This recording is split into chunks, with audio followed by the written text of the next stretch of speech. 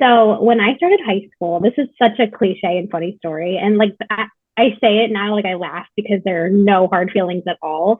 But when I started freshman year, I went to high school with a couple of friends from grade school. And the first day of school, like picture total Mean Girls. Have you seen Mean Girls? With Lindsay Lohan. Yeah. Yeah, I have not seen it, but I've seen clips and I've heard a lot about it. Okay, so there's a scene in the movie where she's her first day of school. She's like walking with her tray and she's trying to sit at these lunch tables. And the joke is like, you can't sit with us.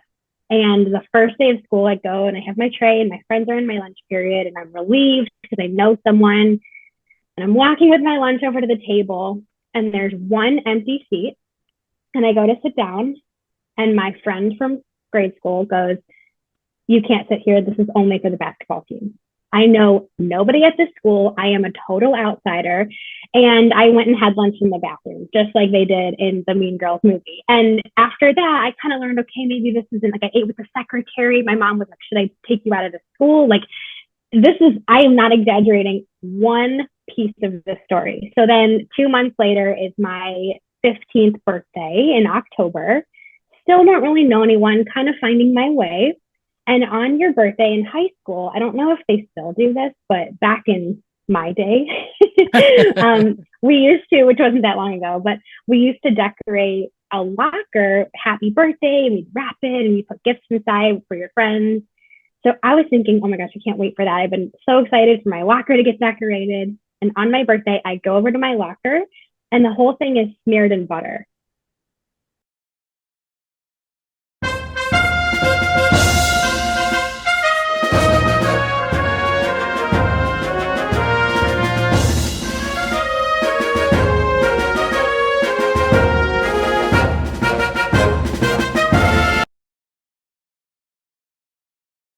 I'm so excited about today's guest, Maria Fitzgerald. She is the creator and host of the Intentional with Maria podcast. And I'll never forget when I first met her, September 2021.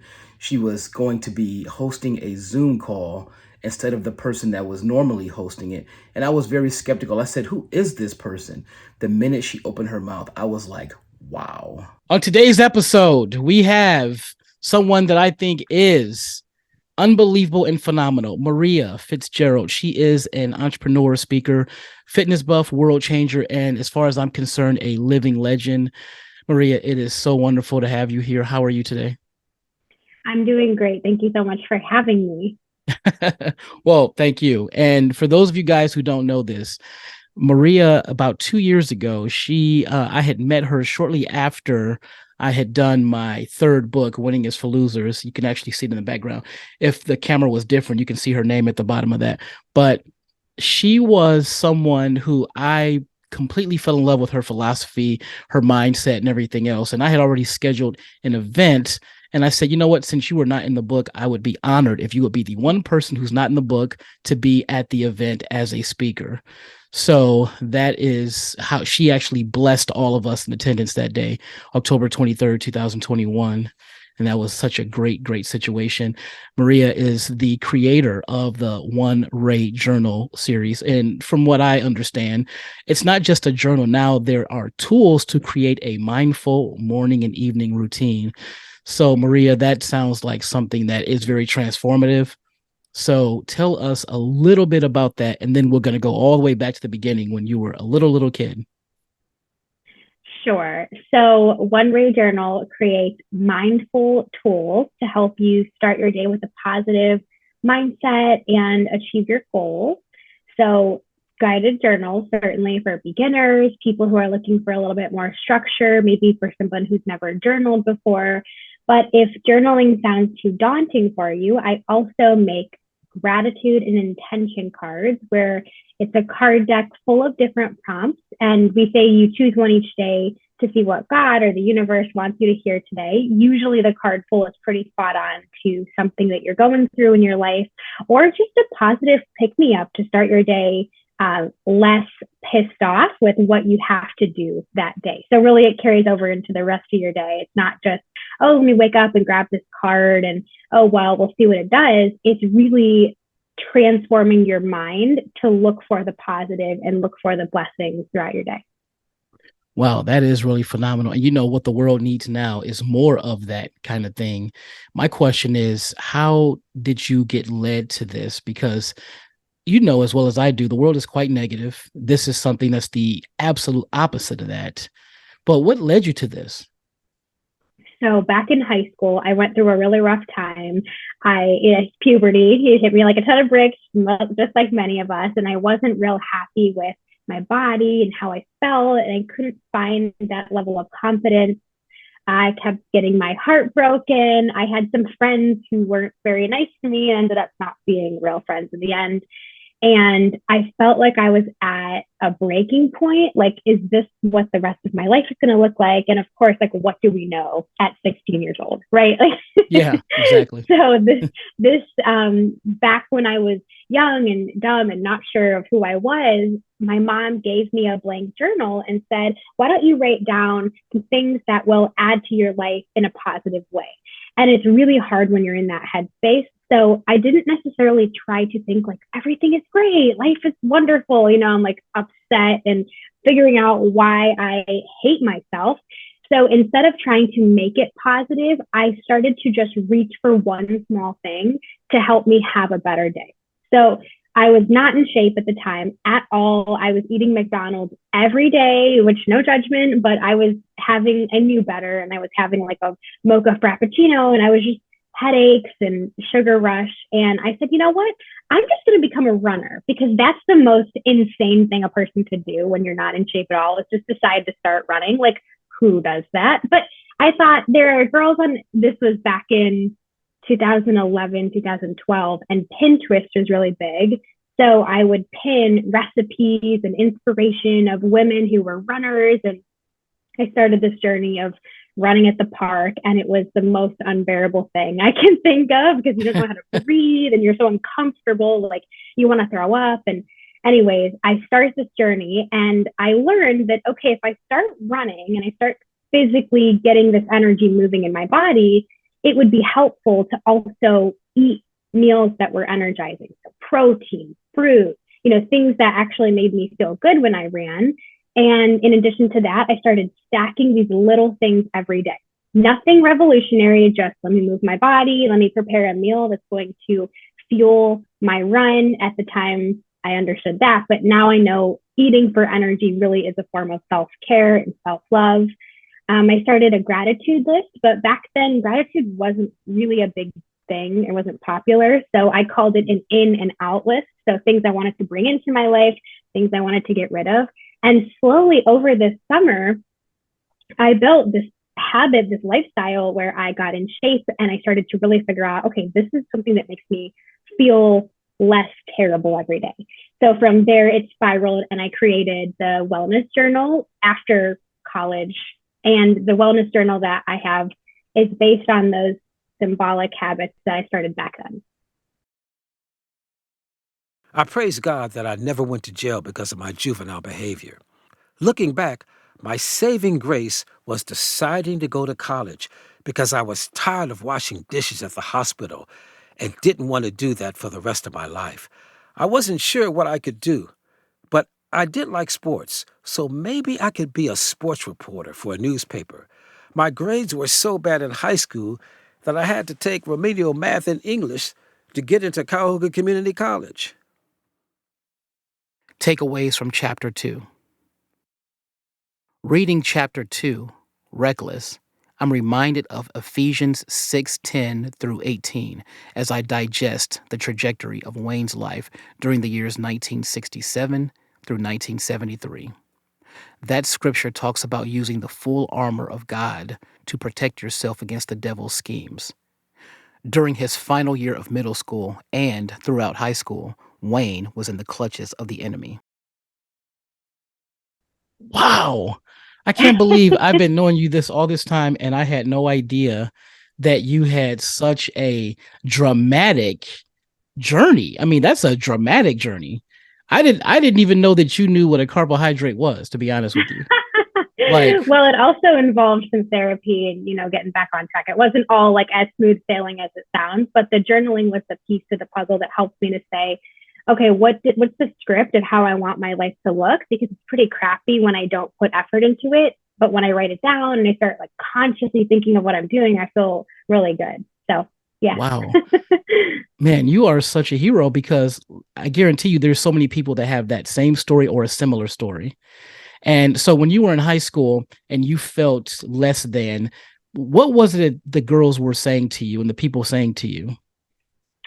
So when I started high school, this is such a cliche and funny story. And like I say it now, like I laugh because there are no hard feelings at all. But when I started freshman year, I went to high school with a couple of friends from grade school. And the first day of school, like picture total Mean Girls. Have you seen Mean Girls? With Lindsay Lohan. Yeah. Yeah, I have not seen it, but I've seen clips and I've heard a lot about it. Okay, so there's a scene in the movie where she's her first day of school. She's like walking with her tray and she's trying to sit at these lunch tables. And the joke is like, you can't sit with us.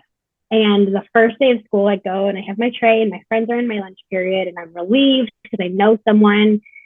And I'm walking with my lunch over to the table and there's one empty seat. And I go to sit down and my friend from grade school goes, you can't sit here. This is only for the basketball team. I know nobody at this school. I am a total outsider. And I went and had lunch in the bathroom, just like they did in the Mean Girls movie. And after that, I kind of learned, okay, maybe this isn't like I ate with the secretary. My mom was like, should I take you out of the school? Like I am not exaggerating one piece of the story. So then 2 months later is my 15th birthday in October. Still don't really know anyone, kind of finding my way. And on your birthday in high school, I don't know if they still do this, but back in my day, we used to, which wasn't that long ago, but we used to decorate a locker, happy birthday, and we'd wrap it and we put gifts inside for your friends. So I was thinking, oh my gosh, I can't wait for that. I've been so excited for my locker to get decorated. And on my birthday, I go over to my locker and the whole thing is smeared in butter. So now I have to clean off my locker smeared in butter. So after that, I said, you know what?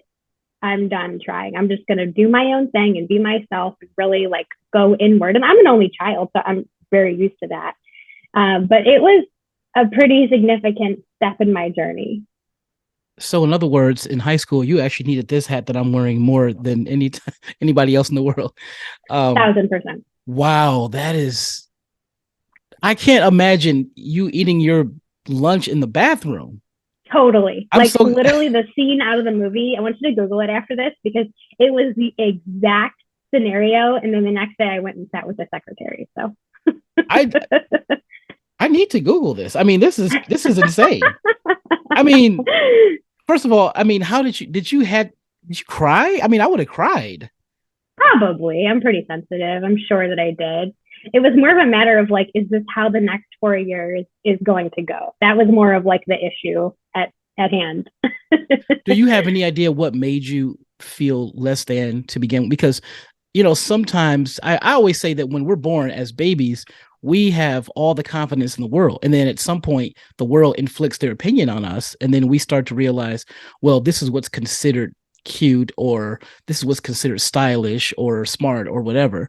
Do you have any idea where that changed for you, where you went from having, I assume, a lot of enthusiasm as a baby, a young child, to where you just started feeling like really like you were a downer on yourself? Well, I didn't play sports. I wasn't very coordinated. I wasn't in real good shape. And I was kind of just living life. My parents were never like, you have to play this sport. I think a lot of children have that where their parents really want them to play a sport. But I wasn't real coordinated. I wasn't real in shape. So that kind of made me a little bit of a black sheep. I did theater, which definitely wasn't a normal thing back then. And I'm so grateful for my years of being in musical theater. But when I was in like middle school, it wasn't cool to do that. I really admire Maria's down-to-earth nature and the way in which she does not hold grudges against the cruel actions of her former high school classmates. So what type of theater did you do? I sing, I dance, I act. I wasn't great at it, but I just had a lot of fun doing it. No, I think that's so cool because, I mean, I love all the creative processes, but I get it. They consider you to be a nerd and a loser a lot of times when you're in those situations. And then you were eating. So were you ever, I mean, you said you were not in shape, but were you ever hefty, or were you just not in shape, but still a normal size? No, I was not overweight. I was just my habits were unhealthy. And, going through puberty, like I didn't understand that. Now I'm so focused on molding my life around taking care of my hormones because I recognize how it impacts my energy, my mood, my ability to show up as my best. But back then I had no idea. Like I didn't work out. Like I said, I had like the most unhealthy coffees from Starbucks. And nothing wrong with that at all. I just didn't like the way I felt with getting migraines and being bloated all the time. Like it just was a very uncomfortable place for me physically and mentally. So how can you really explain how you were able to get so disciplined? Because a lot of us, we know what to do, and I'm the ringleader at that. I can tell anybody what to do, but how do you get yourself to actually do it? Because when you have free will, it's easier to not do something that, like you said, it felt miserable when you were running initially. How do you pinch yourself as hard as you need to, because it hurts? I mean, so how do you do that? How do you keep pinching yourself? Well, back then, nobody around me was doing this. Like I used to wake up at 5 a.m. and go for like a jog on the treadmill. And my parents were like, why are you doing this? And definitely, I struggled with it being an unhealthy, obsessive behavior for a period of time. But when I come at it from a place of self love and self care, I surrounded myself through YouTube and through podcasts with people who are also living this lifestyle. So nobody in my immediate circle was, but because I could recognize these traits in people who were successful, like I've always been obsessed with people who are successful, as are you. I mean, you have the show, you're constantly surrounding yourself with people who are doing things and succeeding.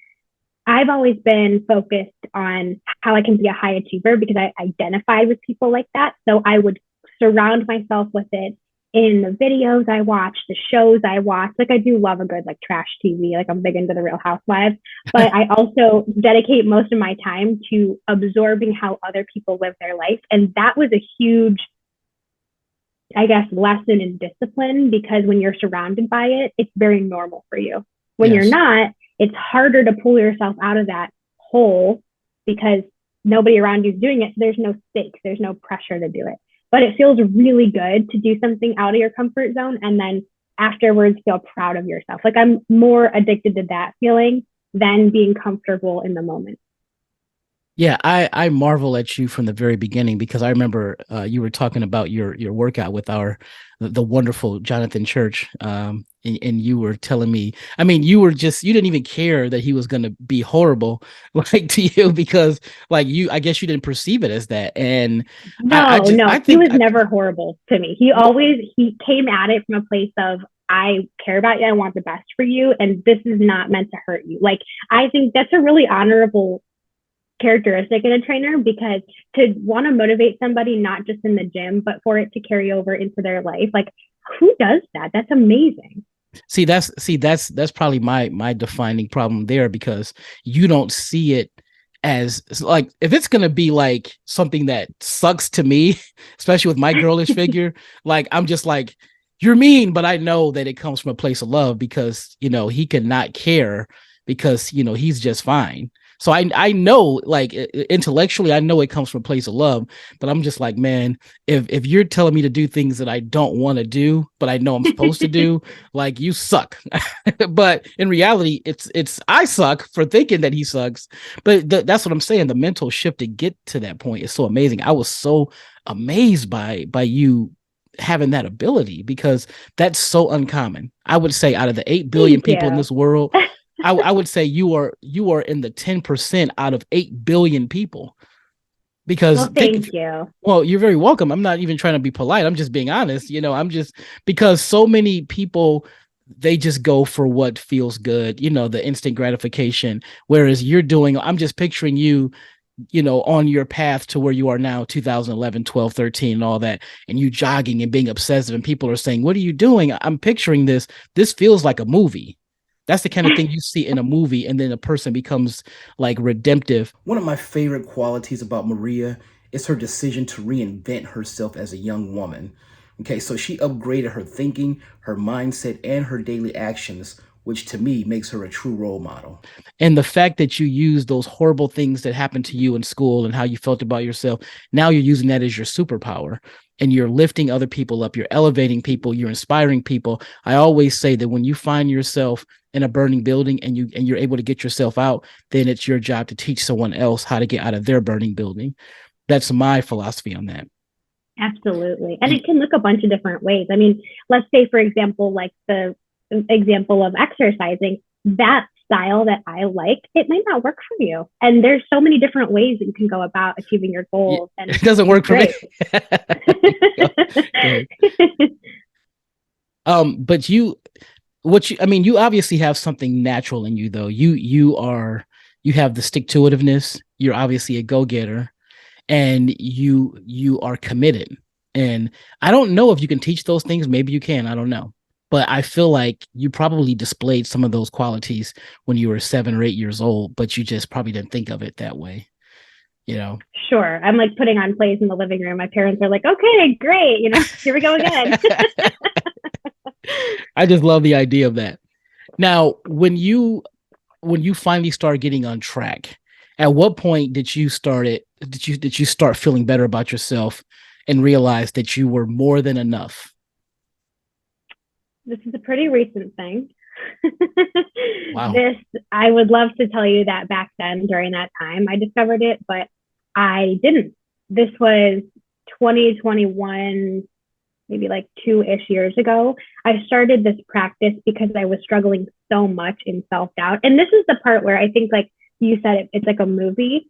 It's like a movie in the sense that all of these things are stacking up, but even though the ending should have been, I'm this strong, confident person, like graduating high school, I wasn't. And that just goes to show it's a lifelong journey, and you can do all of these things, but it's not guaranteed that you're ever going to reach that place where you feel proud of yourself and accomplished. So if you've been on this journey for a few years and you still don't feel that way, congratulations, you're normal.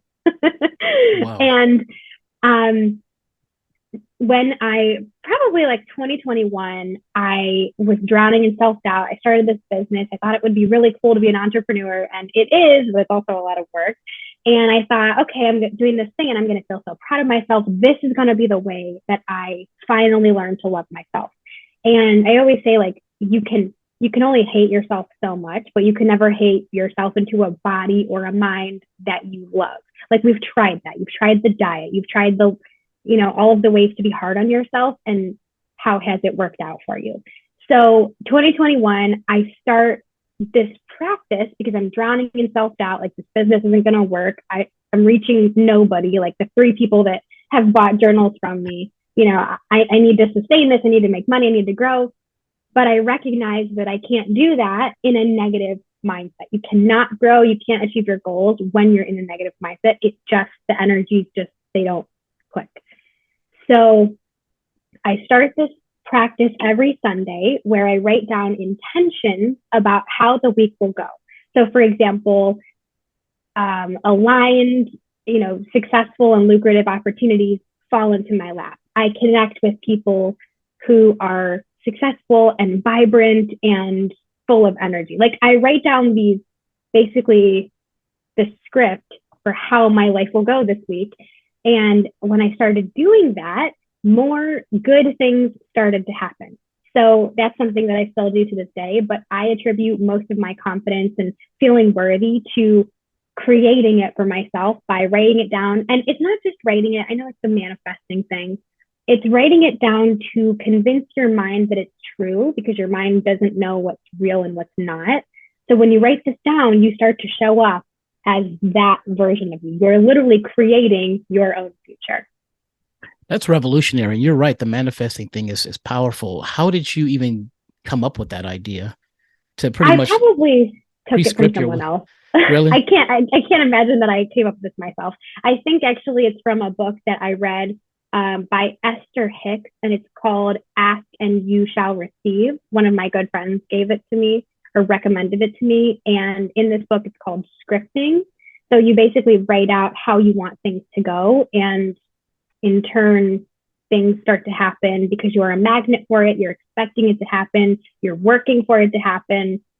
Good things start to come to you. Okay, so anyone watching, I highly recommend that you order the One Ray Journal. It's a grounding journal, and it's the gratitude and intention cards.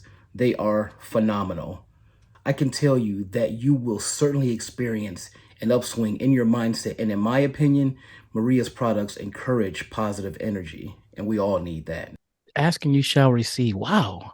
It's a really good book. So in your experience during these past 2 years, you're saying that it really has come to pass, that those things really have happened for you.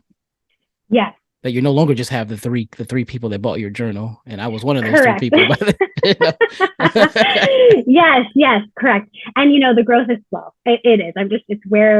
It's the nature of being in business right now. There is an abundance of opportunities in all fields, but there's just so many people doing it that it takes a while. And I've also chose to do it on a slow, conscious path instead of just going balls to the wall and like throwing up whatever I want and then just seeing where it goes.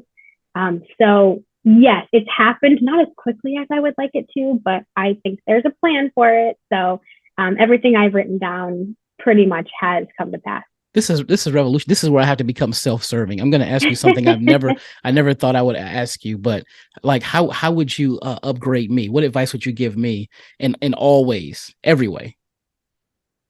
In terms of business, books, what everything area? I mean, but business, all my entrepreneurial efforts, my girlish figure, everything. You've stunned me. Well, that's even. I'm beyond repair. No, I just think you have some. You're saying some good stuff. Well, thank you. The number one piece of advice that I would give to you or to anyone who's listening who wants to achieve your goals is to, let's talk about it in business terms. Look at your business, whatever you're selling. So for you, it's books. So let's look at your books from the consumer perspective. What problem is your book going to solve for your customer? That's how I look at my product. Like, what is this beautiful journal going to solve for someone else? Because sure, it's really pretty and I put a lot of intentionality into it, but I have to look at it from someone's perspective. Why should you spend your hard-earned money and your time every single day using this product? And that's the funnel that I look at everything through. So hopefully that helps you with a piece of advice. Yes, and just off the top of my head. I also do book coaching now, by the way, and people Awesome. People come to me saying, "Hey, can you do for me what you did for this person?" And I'm just like, "Wow!" So awesome, good for you. Yeah, and just like I'm developing courses as well, but that's amazing. That's really great. Now I know I saw you were with Natalie Herbeck, and you were talking about and you already know Natalie is amazing. She is. She's been nothing but wonderful. She's made me feel so comfortable on camera, and just what a true blue. Like, you see her on the TV, but she is that times 10 in person. Yes, actually. And you know what's funny? I interviewed her, and I still haven't even publicized that interview yet. Yeah, it's I can't wait to watch it. Yeah, I filmed her a while ago, and she was so open to it. She was like, "We can do it whatever you want to do it." I was like, "Wow." She's wonderful. Yeah. Now, when you were with her, I know you were showing off these amazing cards that you have. Like, yes, tell me about these cards, because that seemed like a new step that you were doing. Yeah. So they are gratitude and intention cards. We call them grounding cards because it's an easy way for you to start your day with a positive mindset without committing to a journal. Because the biggest problem that some of my customers run into is they're like, I would love to do the journal thing, but it's just too much. Or I've bought 27 and I've written in 2 pages in each. So these cards, these are our newest ones. And I like to fan them out every day. And you pick one at random. And then on the back side, so you see how it says intention and then gratitude. On the back is a prompt for each on every one. So there's about 35 different ones. So for example, today's intention, and for those of you who don't know what intention is, it's the energy that you put out into the world. So when we talk about manifesting, bringing things into your life, we want to be a magnet for good things to happen. People who are negative, you start your day, you kind of, what's the term? You have gotten up on the wrong side of the bed. And then things start to go wrong after that. Like, you ever notice sometimes you start your day off and you're like, oh, this is just not my day. And then things keep happening. It's because subconsciously you're putting out there that you're just having a crummy day. Yes. So this card is meant to interrupt that thought pattern and start to smooth over these pathways in your brain to help you look for the good. You might not be a person who ever does that, or you start your day feeling negative and you're like, man, that'd be so nice if I could just start my day feeling positive and chipper and ready to go. But these cards are just a gentle way to kickstart that process. If you're a good person and you want to elevate the experience for other people to have this teeny tiny amount of time left on this planet, you will live in a different way. You will move differently. You will treat people differently, no matter if you know them or you don't. And when you remember that and you keep that in the back of your head, it actually doesn't matter what success looks like. It matters the kind of person you are and how you make people feel along the way.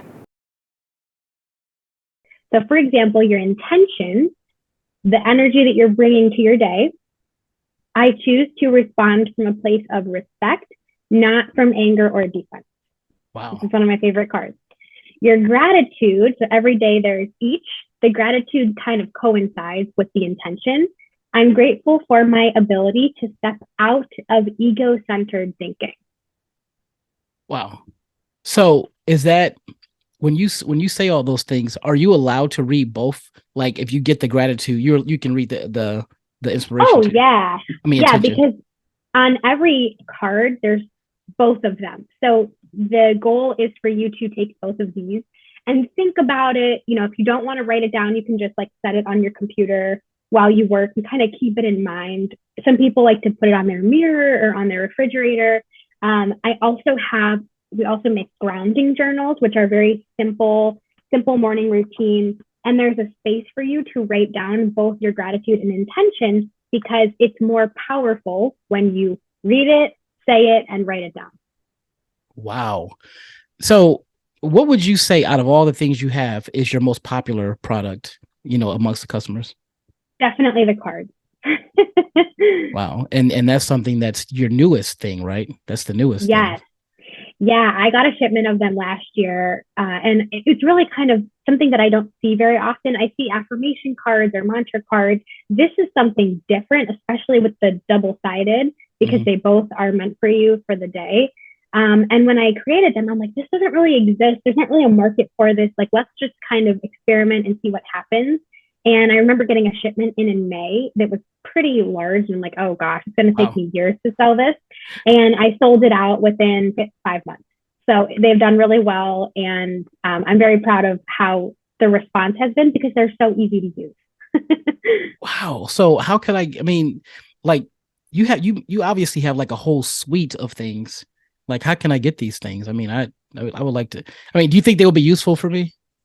Absolutely. Because they require no effort. All you do is you pull the card, you read it, you kind of keep it in the back of your mind, and subtly, on a subconscious level, they'll start to creep in and help you to think more positive. And actually, we have 2 decks. This is the newest one, but the other deck is also equally as pretty.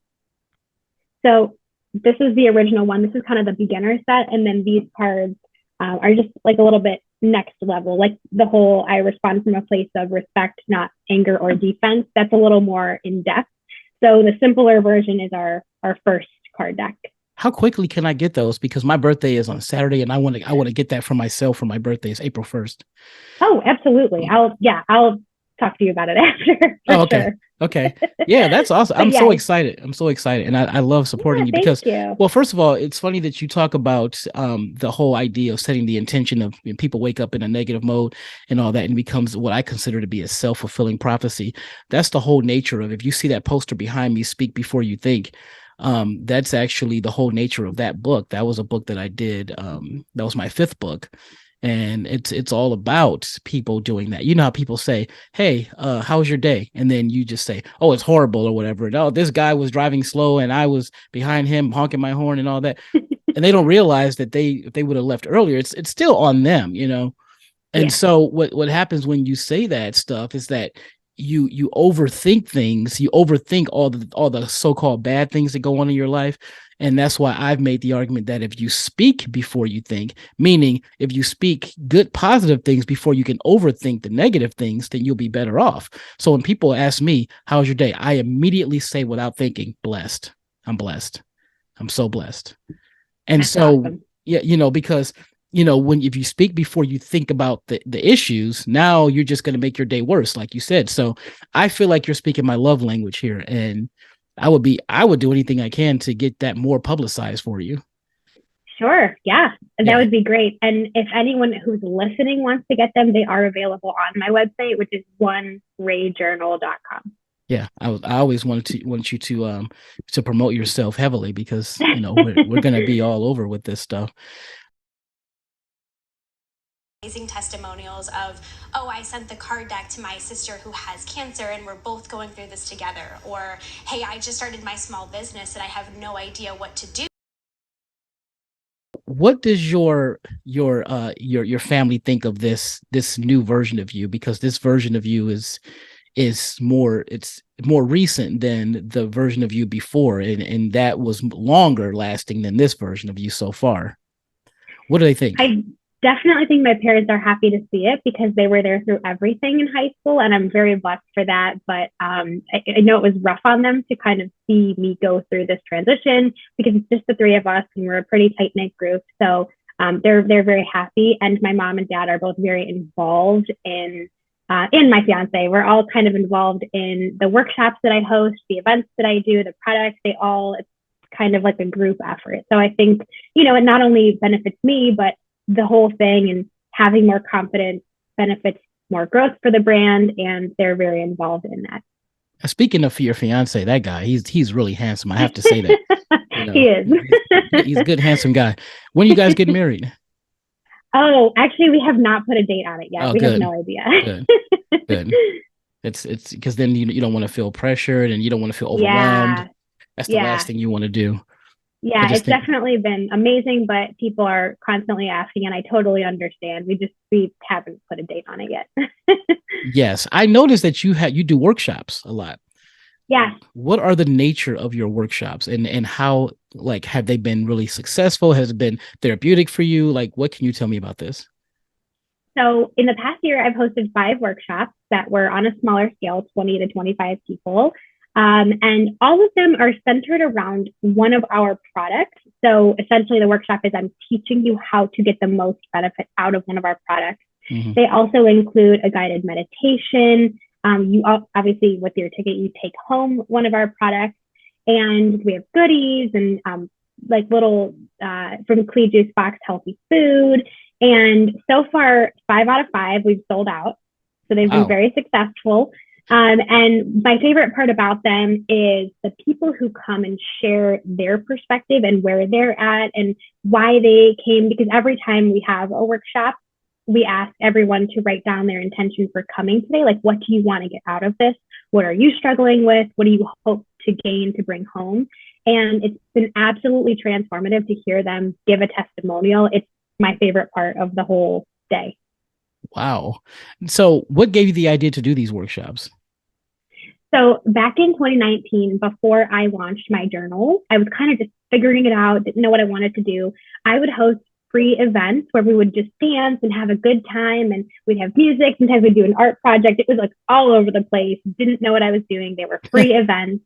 And I just wanted to bring people together and talk about wellness and how to feel good and have a positive mindset. So really it originated there, but I got a little smarter on how I could tweak it and make it really beneficial, and make it fun for me to plan it and plan my speech, but also kind of like for the person who's coming, an opportunity to step out of the hustle and bustle of everyday life, really get centered, refocus, and then continue on throughout their life and each day with different tools and a different mindset. So it's like a little gap in reality. Wow. And, I know that you have the aptitude to do these things because you educated me on so much when I was trying to do my first event. You were just, I still got so many things around here. You'd be amazed at how many different types of bags I have now because you told me to make sure you do this and make sure you do that. I mean, you gave such great advice, and I'm always, whenever I do anything, because we do events all the time for Wayne, like pretty much every weekend. And I am the one that's coordinated every aspect of this and the marketing stuff. Wow. And I'm just going to give you co-credit. We talk about being an actress. You're an actress because you've done the drama stuff. So Yeah. in the world of being a thespian, you would deserve a credit, like an IMDb credit. Because you have really helped me in those ways, whether you know it or not. Well, I'm happy to offer any assistance, but that's all you. I mean, you planned everything from the ground up, so take the credit for it. Oh no, that's I'm really so impressed by that. But do you have any idea what's how you're going to take that to the next level? Because I think you can do what Schwarzenegger does, and you can have the Arnold, but it would be the Maria. You could do something like that. I think you could. Honestly, I have not seen many guys as tough and determined as Maria is, and that says a lot. I'll never forget how impressed I was when I first heard her speak. I mentioned this earlier, but when I first heard her speak during a Zoom meeting that I was a part of 2 years ago, I was like, wow, this person is extraordinary. And, she elevated my respect for her. Well, I would love to host bigger events, and that's kind of the goal with it, is to start branching out and having bigger events. We're planning one for the West Side and one for Columbus later this year. And also, in addition to doing all of this, I started a podcast this year.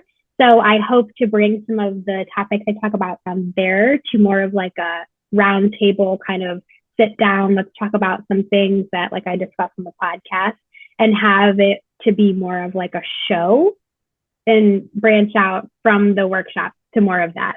That's like 10 years down the line. What is the name of your podcast? Intentional with Maria.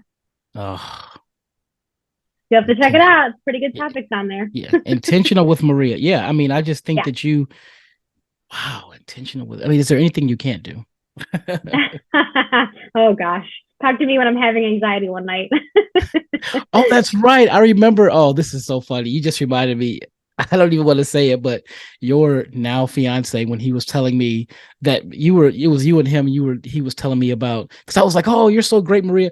He was like, you should have saw her last night. She was like, I'm telling you, that's why I do those weekly intentions. Sometimes I really spiral out, and that's, something that like we don't talk about all that often, but when you're succeeding and you're doing all the things and you're crushing all the goals, it's still part of the journey.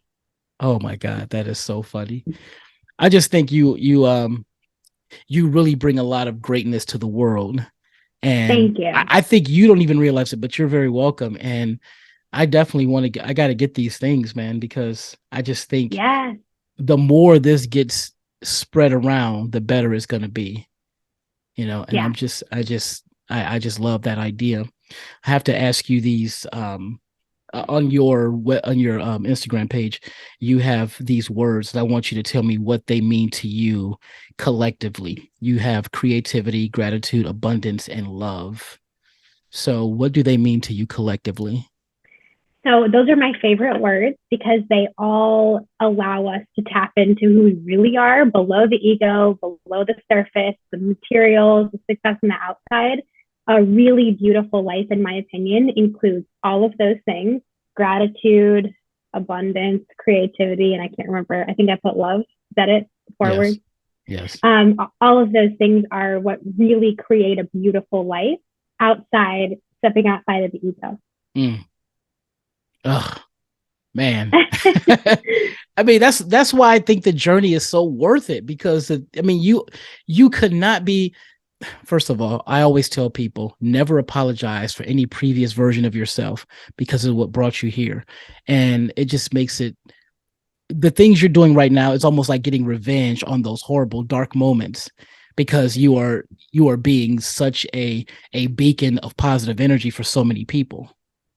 Thank you. I like to phrase it as I'm transmuting it. So transmuting is when you take a negative situation that's happened and you kind of, in the hippie community, which I would consider myself a part of, we would say it's the heart chakra. And you're taking that negative experience and you're putting it out there in a positive way. Wait a minute. You're a hippie? Oh, yeah. That's so cool. That's so cool. So my final thoughts on Maria. She is a magnificent ray of light, a shining star with limitless potential, a kind soul, and a true leader. Maria, I'm privileged to know you. I consider you to be a mentor, and I can't wait to see you take over the world. With your workshops, have you gotten sponsors? I have not, but it's something that I'm working on right now. Remember, that's the advice you gave me. Yeah. And I went to Wayne saying, "Hey, Wayne, we got to get sponsors and stuff like that." And so it's, like I said, you transmuted that to me. I have something. Glad. I don't even remember saying that. I'm so glad. That's a good piece of advice. Yeah, because you were telling me about the. As a matter of fact, that's how I got AIM to be a sponsor for my first event. Because I got it from you, because you were just hey, you were telling me about. You said, look, you got to charge people, because if you don't, they're gonna, they're not gonna, it was.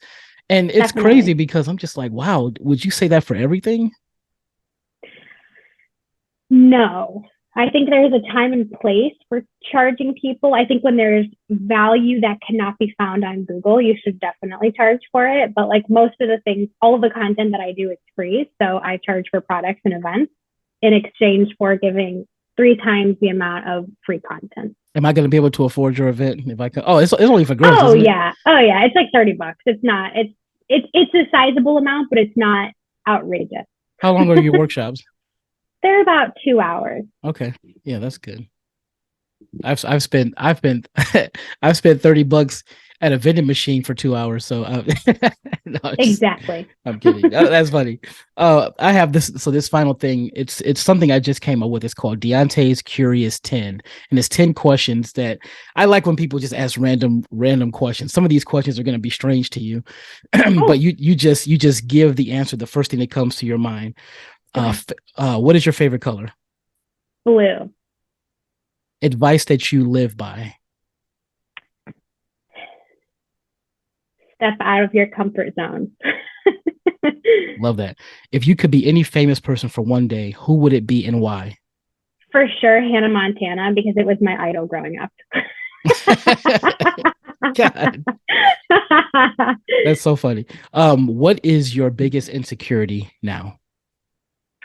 My biggest insecurity is, oh gosh, there's so many, is the fact that I don't have a background in sales. So I feel like I'm imposter syndrome sometimes when I am selling, even though it's something that brings me joy. Wow, that's really awesome. It's probably very common too. Now, this one, I don't even know how you're going to answer this one. What is your guiltiest pleasure, alcohol or chocolate? Chocolate, 100%. Okay. Did O.J. Simpson do it? For sure. Should R. Kelly be given another chance? Absolutely not. Okay. What is your favorite place to visit? Siesta Key, Florida. Where is that?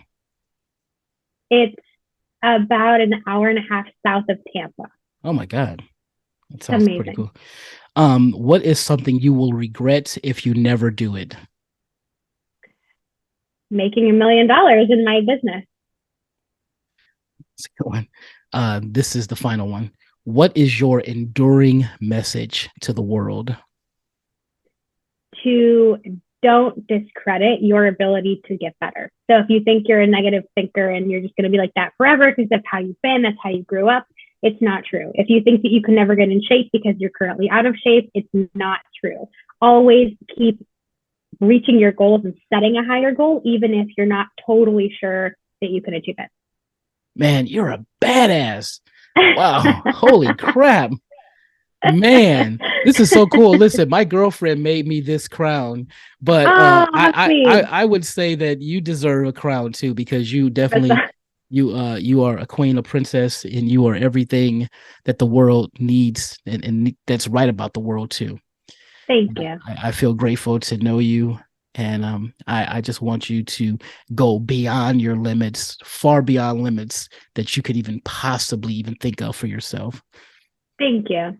You're very welcome.